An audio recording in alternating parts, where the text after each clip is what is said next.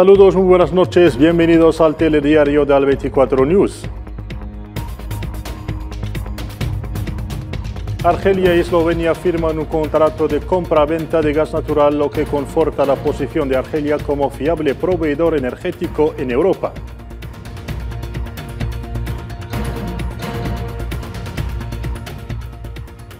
Los palestinos conmemoran el 34º aniversario de la proclamación de su Estado mientras continúan las violencias sionistas en el terreno.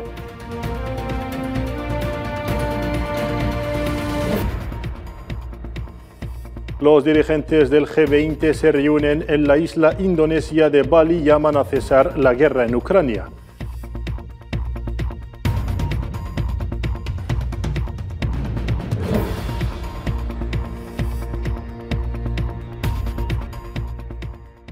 Hola de nuevo. En Argelia, el presidente de la República, Abdelmadjid Tebboune, ha presidido esta tarde en Argel una reunión del Alto Consejo de la Energía. Durante dicha reunión han sido debatidas cuestiones relacionadas con la energía y las perspectivas de desarrollar este sector estratégico.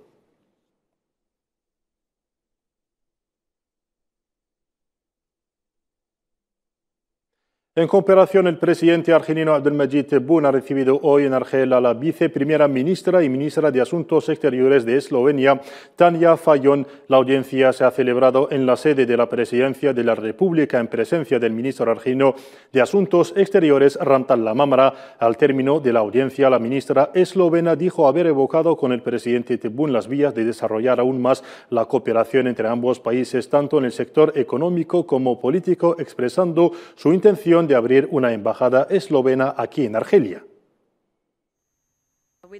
He abordado con el presidente argelino la dimensión de la cooperación entre nuestros países. Hemos firmado hoy un acuerdo económico y aspiramos a promover nuestras relaciones, no solo económicas, sino políticas también. Existen muchas oportunidades de inversión que tenemos que aprovechar en el futuro en los sectores de la energía y las energías sostenibles. Por otra parte, planteamos seriamente abrir una embajada aquí en Argelia y trabajar juntos. En nombre de la República de Eslovenia, quiero dar las gracias a Argelia.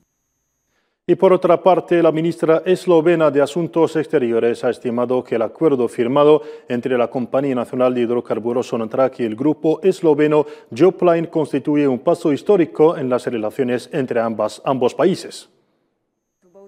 En primer lugar, quiero agradecer al presidente argelino por la recepción y agradezco en nombre del gobierno esloveno a los ministros de energía que convinieron firmar un acuerdo entre el grupo Sonatrach y el grupo Geoplyn. En virtud de este acuerdo, se suministrarán productos energéticos a Eslovenia. Hoy es un día histórico para la República de Eslovenia, por ello llamo al grupo Sonatrach y Geoplyn a trabajar juntos para nuestro futuro común. Estimo que se trata de un importante paso en la historia de cooperación entre nuestros países.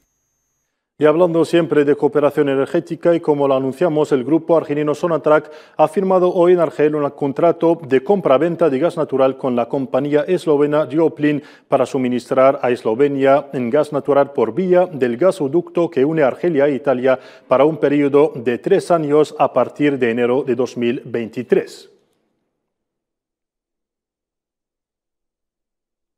En el capítulo diplomático, el ministro de Asuntos Exteriores y de la Comunidad Nacional en el extranjero, Rantal Lamamra, se ha entrevistado hoy en Argel con el presidente del panel de alto nivel sobre la seguridad y el desarrollo del Sahel, Mahamadou Issoufou, en torno a la puesta en aplicación del mandato confiado por las Naciones Unidas y la Unión Africana al presidente Issoufou para valorar los desafíos a los cuales están confrontados los países del Sahel. Escuchemos su declaración. C'est tous des pays qui sont confrontés. Los países del Sahel están confrontados a los desafíos de seguridad, señaladamente las amenazas de las organizaciones terroristas y criminales, así como otros desafíos, o sea, desafíos institucionales con desafortunadamente retrocesos democráticos en algunos países, desafíos climáticos, desafíos demográficos y desafíos de desarrollo económico y social. Défis démographiques, défis du développement économique et social. Y al término de la entrevista, el presidente del panel de alto nivel sobre la seguridad y desarrollo del Sahel ha subrayado el importante papel que desempeña Argelia para la estabilización y el desarrollo de la región, calificando la entrevista de fructuosa. En el marco de la misión que nos ha sido confiada, hemos decidido consultar con los estados, por lo que he viajado a Argel para encontrar al ministro con el cual he intercambiado sobre el diagnóstico que debemos hacer frente a estos desafíos y sobre las propuestas y recomendaciones que debemos hacer a las organizaciones de las Naciones Unidas, la Unión Africana, la CEDEAO y el G5 Sahel. Hemos mantenido una entrevista muy fructuosa. El G5 Sahel. On a eu, je crois, un entretien très fructueux. Lo anunciamos también en portada. Este 15 de noviembre el pueblo palestino celebra el 34º aniversario de la proclamación de la creación del Estado de Palestina desde la capitalina Argel, que coincide este año con la firma en octubre pasado de la Declaración de Argel, que agrupó a las facciones palestinas para poner fin a la división interna y hacer frente a los crímenes sionistas. Sara Ellal nos amplía la información.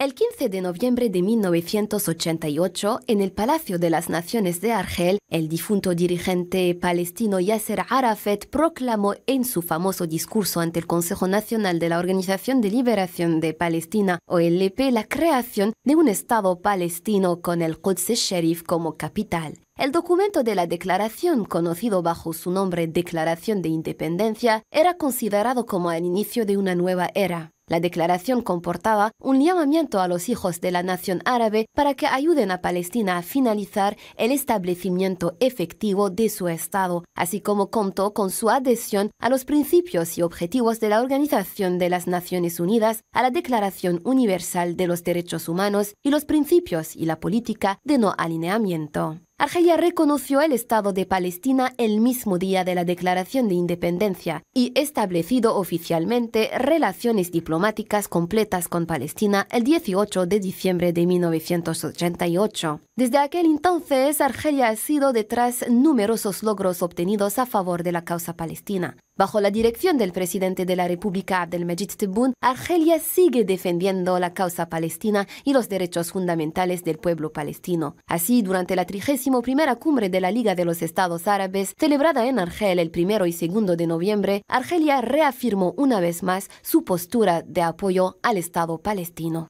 La cumbre fue coronada por la Declaración de Argel, que reafirma la centralidad de la causa palestina. Sin embargo, 34 años después de la proclamación de su Estado, los palestinos siguen bajo ocupación y aún se enfrentan a múltiples crímenes y agresiones sionistas en los territorios ocupados en la Franja de Gaza. Y en ocasión del 34º aniversario de la proclamación de la creación del Estado de Palestina, el Parlamento árabe ha reafirmado su apoyo total a los derechos del pueblo palestino en su justa causa para restaurar sus derechos nacionales legítimos y permitirle establecer su Estado independiente con el Quds como capital. El Parlamento árabe ha reiterado igualmente su firme y permanente apoyo a la causa palestina, siendo una cuestión central del pueblo árabe.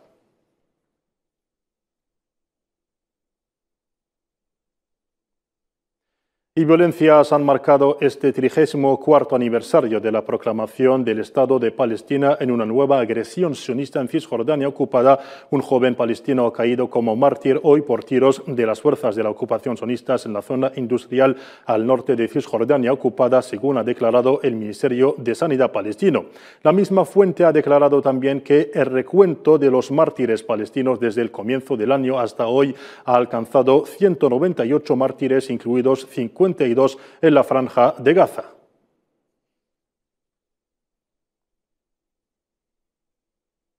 Cambiemos de asunto. La cumbre del G20 que se celebra actualmente en Indonesia aumentó la presión internacional sobre Rusia con múltiples llamados para poner fin a la guerra en Ucrania, que ha tenido devastadoras consecuencias en todo el mundo. Vean a continuación el comentario de Merim Labri. A pesar de las divisiones internacionales, las delegaciones, incluida Rusia, pactaron un borrador de comunicado final que subraya el inmenso sufrimiento causado por el conflicto y señala que la mayoría de miembros condenaron con firmeza la guerra en Ucrania. El escrito, todavía pendiente de aprobación final de los líderes, declara que el uso de armas nucleares o la amenaza de recurrir a ellas es inadmisible. Los llamados a la paz comenzaron desde la misma inauguración de la cumbre por parte del presidente indonesio Joko Widodo, quien se ha mantenido neutral durante el conflicto.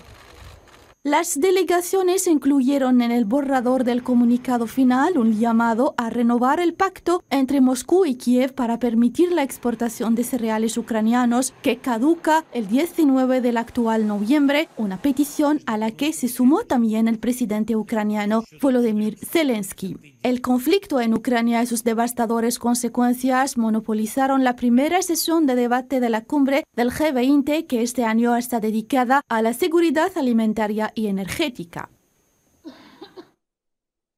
En Estados Unidos, el exmandatario Donald Trump, que cumplirá 78 años cuando se celebren las próximas elecciones, ha estado insinuando otra candidatura presidencial mientras hacía campaña por los candidatos republicanos antes de los comicios de mitad de mandato de esta semana y ha dicho que hará un anuncio muy grande este mismo martes. El gran anuncio de Trump en Florida se produce después de una decepcionante carrera de varios candidatos a los que apoyó en las elecciones intermedias. Y la presidencia del republicano Donald Trump ha dado un giro a la tradición multilateral de Estados Unidos y ha consolidado la desigualdad en la primera economía global. ¿Cuál ha sido el balance de los 4 años de Donald Trump? Respuesta en esta página de Miriam Labri.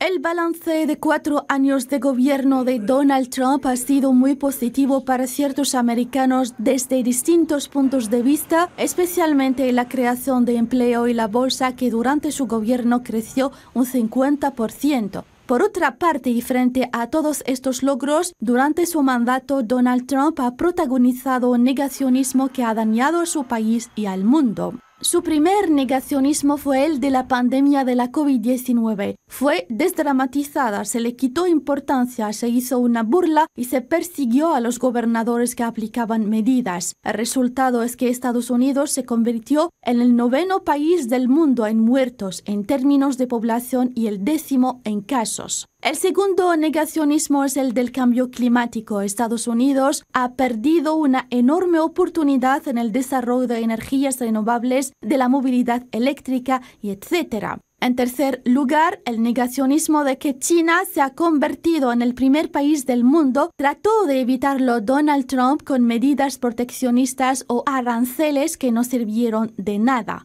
El cuarto negacionismo es el de la desigualdad y esto se vio con las minorías raciales. Al final, aún no se conocen las verdaderas intenciones de Donald Trump, pero este último atraviesa un periodo difícil con diferentes frentes abiertos en la justicia y el Congreso por las finanzas de su empresa familiar y por la toma del Capitolio en enero del año 2021. El Consejo de Seguridad de la ONU se ha reunido hoy para una sesión informativa pública sobre la situación en Libia, seguida de consultas a puerta cerrada.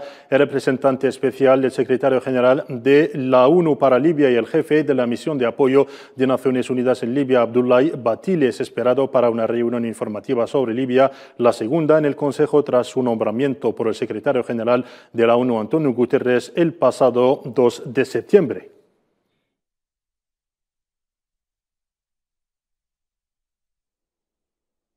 En Brasil, miles de brasileños se congregaron este martes frente a comandos del ejército de Río de Janeiro, en Brasilia y otras ciudades, pidiendo una intervención contra el triunfo electoral del expresidente izquierdista Luis Inácio Lula da Silva el pasado 30 de octubre. Los manifestantes denuncian un fraude supuestamente perpetrado en el sistema de urnas electrónicas instalado en Brasil desde 1996 y cuestionado sin fundamento por Bolsonaro.